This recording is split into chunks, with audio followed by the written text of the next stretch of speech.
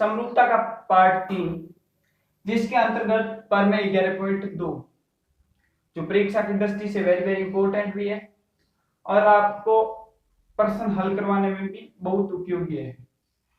पर में आधारभूत अनुपातिकता का विलोम है, मतलब उसका उल्टा पर में कथन क्या कहता है। पर में एक कथन हमको याद होने चाहिए। कथन ये कहता है कि यदि कोई रेखा किसी त्रिभुज की दो भुजाओं को समान अनुपात में विभाजित करती है तो ये रेखा तीसरी भुजा के समांतर होगी। तो अपन त्रिभुज देखते हैं, ये कोई त्रिभुज है,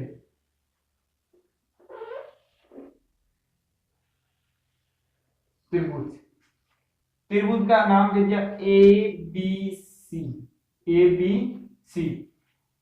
त्रिभुज किन्हीं दो भुजाओं के समान अनुपात में विभाजित करती है। यदि कोई रेखा, ये रेखा है जो समान, मान लीजिए ये रेखा है जो समान अनुपात में विभाजित करती है, डी और ई रेखा है।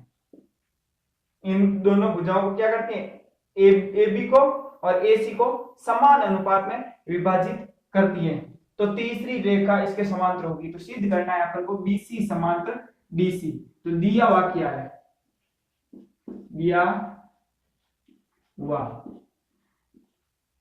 तो देखिए दिया हुआ क्या है, दिया हुआ क्या है कि अपन को ये दिया हुआ कि जो ये भुजा है डी, ये दोनों को समान अनुपात में विभाजित करती है। तो समान अनुपात में लिख दो, ए डी बटे डी बी बराबर ए ई बटे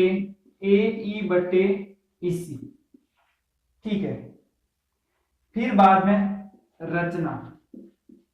इस प्रमेय को हल करने के लिए अपन को इस रेखा, ये मानना है कि ये रेखा समांतर नहीं है, लेकिन एक अन्य रेखा लेनी है जो इनके समांतर हो, मानना है अपन को। ये एक रेखा ले ली है जिसका नाम अपन ने दे दिया है ई एफ डी एफ। लिखना है रेखा डी एफ खींची, ये रचना की। ठीक है, रचना के बाद में उपपत्ति।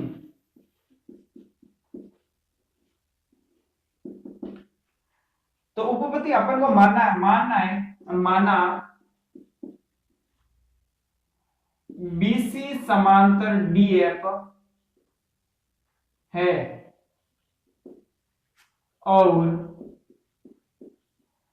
डीई डी बीसी के समांतर नहीं है, डी बीसी के समांतर नहीं है, लेकिन ये बीसी और डी एफ आपस में जो है समांतर है। तो आधारभूत समानुपातिक प्रमेय से, आधारभूत समानुपातिक प्रमेय से आधारभूत समानुपातिक प्रमेय ये कहता है कि अगर इस भुजा के कोई अन्य भुजा समांतर हो तो ये समान अनुपात में विभाजित करेगी। तो ये अपन ने मानना है कि बीसी डीएफ के समांतर है, ये बीसी और डीएफ आपस में समांतर है, तो इनकी रेखाओं का अनुपात भी बराबर होगा। तो अपन लिख सकते हैं एडी बटे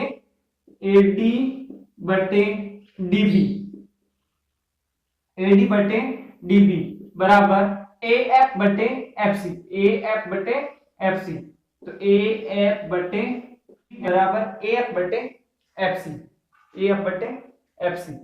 अब देखिए अपन को दिया हुआ है 80 बटे डीबी बराबर ए ई बटे इस, ये दिया हुआ, तो अपन इसके बराबर भी ये लिख सकते हैं। तो ए ई बटे ई सी बराबर ए एफ बटे एफ सी। क्यों? क्योंकि 80 बटे डीबी के बराबर ए ई बटे ई सी दिया हुआ है, तो 80 बटे डीबी की जगह अपन ने ए ई बटे ई सी लिखा है। चलो अब दोनों पक्षों में एक जोड़ लेना, दोनों पक्षों में प्लस एक करने पर जोड़ दो, ए ई बटे ई सी प्लस 1 बराबर ए एफ बटे एफ सी प्लस 1। अब इनको जोड़ोगे तो आ जाएगा ए ई प्लस ई सी बटे ई सी बराबर ए एफ बटे A F plus F C बटे एफ सी। ठीक है, तो ए सी प्लस ई सी, ए ई प्लस ई सी बराबर क्या हो गया, ए सी बटे ई सी बराबर ए एफ बटे एफ सी, ए एफ बटे A F plus F C, A F plus F C, A F plus F C बराबर क्या हो गया, ए सी, ए सी बटे एफ सी। ये कैंसिल हो गया और आया क्या, ई सी बराबर एफ सी। देखो क्या आया, ई सी बराबर एफ सी, ई सी बराबर एफ सी। कहने का मतलब है ये भुजा और ये भुजा बराबर है, तो ये दोनों बराबर है। इसका मतलब जो अपन ने मान के जो रेखा खींची थी डीएफ, जिसको अपन ने समांतर माना, वो सरेख है। इसके क्या है, सरेख है। तो लिख सकते हैं कि डी ई व डी एफ सरेख है, सरेख है, सरेख है। सरेख का मतलब होता है दोनों एक दूसरे के ऊपर है, तो इसका मतलब ये हुआ कि बीसी है जो डी के समांतर है, क्योंकि डी एफ अपन ने समांतर माना है, तो डी एफ समांतर माना है तो डी भी समांतर है। तो बीसी समांतर डी ई और इति सीधम या हिंस प्रोड। ठीक है।